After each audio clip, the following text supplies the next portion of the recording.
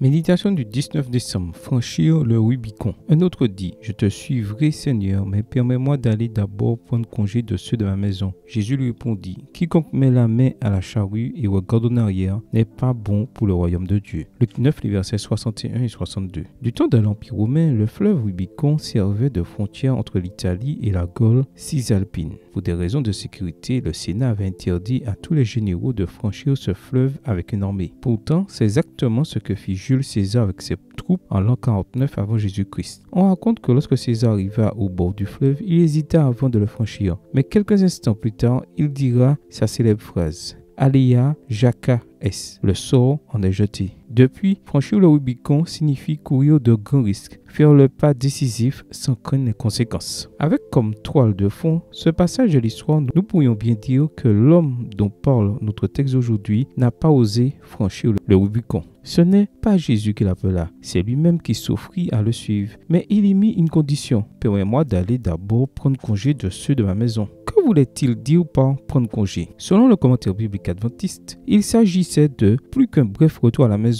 Selon la coutume du Proche-Orient, cela pouvait prendre des mois et même des années pour régler les problèmes domestiques. La réponse de Jésus fut catégorique. Quiconque met la main à la charrue et regarde en arrière n'est pas bon pour le royaume de Dieu. Autrement dit, celui qui regarde en arrière ne peut tracer des sillons rectilignes. Quelle différence avec la réponse des disciples quand le Seigneur les appela? Matthieu, par exemple, était assis au bureau des péages. Le Seigneur lui dit « Suis-moi ». Matthieu se leva et le suivit. Matthieu 9, verset 9. Quand après une nuit de travail infructueux, Jésus appela Pierre, André, Jacques et Jean pour qu'ils soient ses pêcheurs d'hommes, ils laissèrent tout et le suivirent. Luc 5, verset 11. Rappelons que certains de ces pêcheurs avaient une famille à nourrir. Cependant, au moment décisif, ils franchirent le Rubicon. Eux et leur famille ont-ils été dans le besoin? Nous lisons. Il leur dit encore, quand je vous ai envoyé, sans bourse, ni sac, ni sandales, avez-vous manqué de quelque chose? Ils répondirent, de rien. Luc 22, verset 35.